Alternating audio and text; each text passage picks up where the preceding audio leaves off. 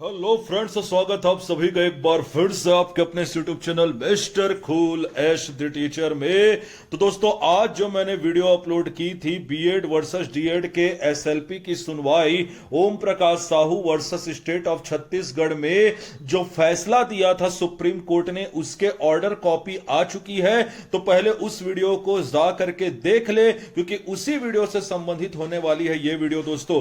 तो दोस्तों, 30 तारीख की सुनवाई के बाद जो मैंने वीडियो बनाई थी उसमें जस्टिस धुलिया ने कंटेम्प्ट ऑफ कोर्ट को लेकर के कुछ बातें बोली थी, जिसको मैंने वहां पर बताया था। इसके बाद कुछ लोगों के मुझे इंस्टाग्राम पर भी मैसेज आए, मुझे पर्सनल मैसेज भी आए कि सर आप कंटेम्प्ट ऑफ कोर्ट होता क्या है, प्लीज इसे एक्सप्लेन कर दीजिए, क्यों ये हमारे लिए इतना इंपॉर्टेंट है, ये हमें समझा दीजिए। तो दोस्तों, आपकी डिमांड पर यह वीडियो पूरी तरीके से प्रस्तुत है, जिसके बाद आपको कोई डाउट नहीं होगा कि क्या होता है कंटेम्प्ट ऑफ कोर्ट। इसमें हमारा मेन फोकस ये होने वाला है कि क्या ये सरकार को भी अफेक्ट कर सकता है, किस आर्टिकल में संविधान को और कौन से एक्ट के तहत कंटेम्प्ट ऑफ कोर्ट जो है वो पावरफुल बनाया गया है। तो सभी सवालों के जवाब मिलेंगे दोस्तों। इसके पहले अगर आप चैनल पर नए तो चैनल को कर लीजिएगा सब्सक्राइब और बेल आइकन को जरूर दबा दीजिएगा। तो देखिए दोस्तों, सबसे पहले तो मैं आपको बता दूं जस्टिस धुलिया जी के स्टेटमेंट क्या था। देखिए, मनदीप कालरा जी के द्वारा यह बोला गया कि सर बार बार बीएड वर्सेस डीएड के मुद्दे पर सुनवाई अब हो, ये हमसे भी सहन नहीं हो पा रहा, क्योंकि एक बार ऑर्डर दे दिया गया है और बार बार वही ऑर्डर रिपीट करना और बार बार खड़े होना हमारे लिए भी बहुत ही डिफिकल्ट हो जाता है। तो हम कैसे करें। इसके अलावा कंटेम्प्ट ऑफ कोर्ट जो है वो भी हाई कोर्ट में लगा हुआ है। तो यहां पर जस्टिस धुलिया जी ने कहना था कि अगर हाई कोर्ट में कंटेम्प्ट ऑफ कोर्ट लगा हुआ है तो फिर हाई कोर्ट के डिसीजन का वेट करिए और हाई कोर्ट से कंटेम्प्ट ऑफ कोर्ट ले लीजिए। तो यहां पर ये जो स्टेटमेंट है वो हमको बताता है कि यहां पर जस्टिस धुलिया जी ने कहा कि भाई अगर हाई कोर्ट में कंटेम्प्ट ऑफ कोर्ट लगा है तो हाई कोर्ट से कंटेम्प्ट ऑफ कोर्ट का फैसला करवाइए, लेकिन अब सुप्रीम कोर्ट में इस मामले की सुनवाई बीएड वर्सेस डीएड की नहीं की जाएगी और फाइनल एसएलपी को भी कर दिया गया डिसमिस। अब यहां पर बात यह हो जाती दोस्तों कि आखिर ये कंटेम्प्ट ऑफ कोर्ट है क्या। तो देखिए दोस्तों, सबसे पहले तो मैं आपको बता दूं कि ये एक संवैधानिक और एक न्यायिक दोनों रूप से महत्वपूर्ण होता है। क्योंकि मैं आपको बता दूं दोस्तों, संविधान के अनुच्छेद 129 में और संविधान के अनुच्छेद 215 में भारतीय संविधान में अवमानना न्यायालय अर्थात कंटेम्प्ट ऑफ कोर्ट का उल्लेख किया गया है। जैसे कि मैं आप लोग को बता दूं दोस्तों, आर्टिकल नंबर 129 में सुप्रीम कोर्ट के लिए रिकॉर्ड कोर्ट की बात कही गई है, वहीं आपका आर्टिकल नंबर 215 में हाई कोर्ट के लिए रिकॉर्ड कोर्ट की बात कही गई है। रिकॉर्ड कोर्ट को हिंदी में दोस्तों अभिलेख न्यायालय बोला जाता है, जिसमें सुप्रीम कोर्ट और हाई कोर्ट के सारे डिसीजन रिस्पेक्टिवली रखे जाते हैं भविष्य के नजराने हेतु, भविष्य के मिसाल हेतु, ताकि भविष्य में अगर उसी प्रकार का कोई भी मामला आता तो रिकॉर्ड कोर्ट के माध्यम से उसका समाधान किया जा सके। और इन्हीं दोनों आर्टिकल में अर्थात 129 में और 215 में दोस्तों कंटेम्प्ट ऑफ कोर्ट को भी मेंशन किया गया है। इस प्रकार से ये एक संवैधानिक चीज भी है। और यहां पर आपको दिख रहा होगा कि क्या लिखा गया कि 129 और 215 के अनुसार रिस्पेक्टिवली सर्वोच्च न्यायालय उच्च न्यायालय को अवमानना के मामलों को निपटाने की शक्ति प्रदान की गई है। इसके अलावा अधिनियम बना करके, जी हां दोस्तों, जुडिशरी एक्ट बना करके भी अवमान्य न्यायालय अधिनियम 1971 के तहत कंटेम्प्ट ऑफ कोर्ट को एक अधिनियम का दर्जा दिया गया है। अब बात कर लेते हैं कि इन दोनों के अनुसार आखिरकार कंटेम्प्ट ऑफ कोर्ट की परिभाषा क्या होती है, व्हाट इज द डिफिनेशन। तो देखिए दोस्तों, न्यायालय की अवमानना का अर्थ होता है न्यायालय के प्रति किसी प्रकार का ऐसा आचरण या व्यवहार जो न्यायालय की गरिमा, सम्मान और अधिकार को ठेस पहुंचाए या न्यायिक प्रक्रिया में बाधा उत्पन्न करे। यह न्यायिक प्रक्रिया के सही तरीके से संचालन को प्रभावित करने वाला कार्य हो सकता है, जैसे न्यायालय के आदेश की अवहेलना करना, न्यायालय की आलोचना करना और उसकी कार्यवाही में हस्तक्षेप करना। इस प्रकार दोस्तों, अगर न्यायालय के आदेश के सम्मान के खिलाफ किसी भी प्रकार का कोई भी कृत्य किया जाता है तो उसे कंटेम्प्ट ऑफ कोर्ट माना जाएगा, अकॉर्डिंग टू आर्टिकल 129 टू 215 और आपका contempt of court act, COC act 1971 के अनुसार। अब बात कर लेते हैं कि कितने प्रकार के होते हैं दोस्तों ये कंटेम्प्ट ऑफ कोर्ट जो है। तो कंटेम्प्ट ऑफ कोर्ट बेसिकली दोस्तों दो प्रकार के होते हैं। पहला होता है आपका सिविल कंटेम्प्ट और दूसरा होता है आपका क्रिमिनल कंटेम्प्ट। जैसा कि मैं आप लोग को बता दूं दोस्तों, सिविल कंटेम्प्ट तब लाया जाता है जब कोई व्यक्ति किसी न्यायालय के आदेश, डिक्री, निर्देश या फिर अन्य विधिक प्रक्रियाओं का उल्लंघन करता है। सीधे सीधे किसी प्रकार के आदेश के यदि उल्लंघन किया गया तो फिर आपका सिविल कंटेम्प्ट लाया जा सकता है।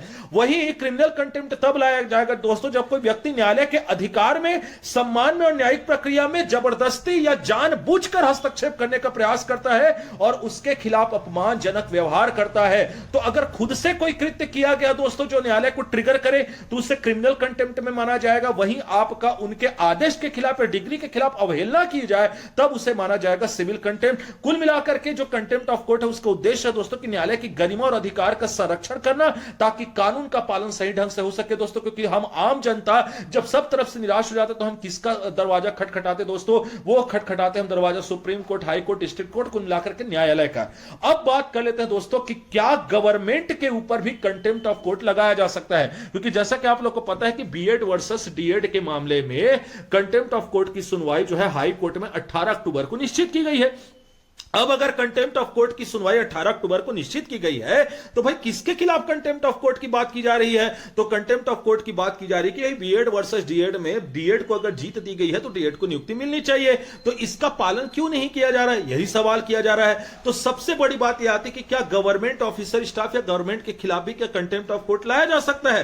तो दोस्तों ये रहा आंसर। देखिए यहां पर स्पष्ट रूप से क्या लिखा गया है, अगर सरकार अदालत के आदेश का पालन नहीं करती तो अदालत सरकार के खिलाफ अवमानना अर्थात कंटेम्प्ट ऑफ कोर्ट की इस कार्यवाही शुरू कर सकती है। अदालतों के पास यह शक्ति होती कि वह अपने आदेशों का पालन करवाना सुनिश्चित करे, चाहे वह किसी भी व्यक्ति द्वारा हो या फिर सरकारी अधिकारी के द्वारा ही क्यों ना हो। अब मैं आप लोगों को बता दूं दोस्तों कि यह सुनिश्चित वो कितने तरीकों से करवा सकती, तो दोस्तों मैं आपको बता दूं यह सुनिश्चित हो सकता है 5 तरीकों से। अब कौन कौन से हो 5 तरीके? तो यह देखिए अदालत द्वारा लिए जाने वाले संभावित कदम कौन कौन से हैं। तो सबसे पहले तो अवमानना का नोटिस देगी दोस्तों अदालत, जिसमें सबसे पहले अदालत संबंधित सरकारी अधिकारी को अदालत के आदेश का पालन ना करने के लिए अवमानना का नोटिस जारी करेगी। इस नोटिस में अधिकारियों से स्पष्टीकरण की मांग की जाती है और उन्होंने आदेश का पालन क्यों नहीं किया यह उनसे पूछा जाता है।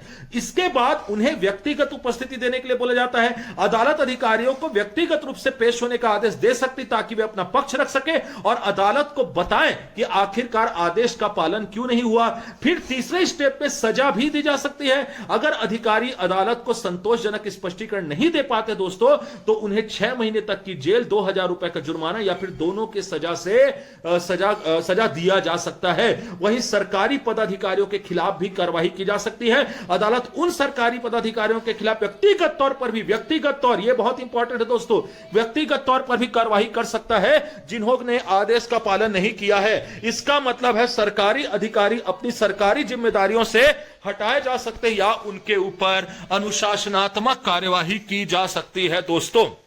इसके अलावा लास्ट में जैसे कि अगर अदालत को यह लगता है कि इस चीज का पालन करने के लिए थोड़ा सा समय देना चाहिए तो अदालत सरकार को एक निश्चित समय सीमा भी दे सकती है जिसमें अदालत आदेश का पालन करने के लिए सुनिश्चित कदम सरकार के द्वारा उठाया जा सके दोस्तों। तो इस प्रकार से आप देख सकते हैं कि कंटेम्प्ट ऑफ कोर्ट क्यों जरूरी हो जाता है और यही कारण है दोस्तों कि 18 अक्टूबर की डेट भी चाहे वो बीएड हो या फिर चाहे वो डीएड हो दोनों के लिए हो जाती बहुत इंपॉर्टेंट, क्योंकि 18 अक्टूबर को होने वाली है सुनवाई। अब बात कर लेते हैं कि पिछली सुनवाई आखिरकार क्यों नहीं हो पाई। तो दोस्तों पिछली सुनवाई नहीं हो पाई क्योंकि इसमें सरासर गलती रही डीएड के लॉयर की। और क्यों रही वो गलती, तो इसकी वीडियो दोस्तों मैंने ऑलरेडी बना रखी है जिसकी लिंक आपको डिस्क्रिप्शन में मिल जाएगी कि पिछली बार ही सुनवाई क्यों नहीं हो पाई। अब देखते हैं कि 18 अक्टूबर को क्या होता है। और मुझे अब लगता है दोस्तों कि अब आप कंटेम्प्ट ऑफ कोर्ट किसी को भी बता सकते हैं, किसी को भी समझा सकते हैं, क्योंकि आपने देखी मेरी वीडियो। इसके अलावा अगर आपको फिर भी किसी प्रकार का कोई डाउट रहे तो आप मुझे फॉलो कर सकते हैं दोस्तों इंस्टाग्राम पर। यहां पर आप मैसेज करेंगे तभी आपका मैसेज रिक्वेस्ट तक पहुंचेगा, क्योंकि आपको फॉलो करना जरूरी है। इसके अलावा व्हाट्सएप चैनल को फॉलो कर लीजिए, ये रहा मेरे टेलीग्राम चैनल का क्यूआर, इसे स्कैन कर लीजिए और कर लीजिए ज्वाइन। इसके अलावा डिस्क्रिप्शन बॉक्स में दिए हुए लिंक से भी आप तीनों अकाउंट को फॉलो कर सकते हैं। यहां तक कि अगर आपने वीडियो देखी तो जाहिर सी बात है वीडियो को पसंद आई होगी। So thank you for watching. Video को ज्यादा से ज्यादा लाइक करें, ज्यादा से ज्यादा शेयर करें ताकि सबको पता चले कि भाई ये अवधारणा क्या होती है। और चैनल को सब्सक्राइब कर दे, बेल आइकन जरूर दबा दे। मैं मिलूंगा आपसे नेक्स्ट वीडियो में, तब तक के लिए धन्यवाद।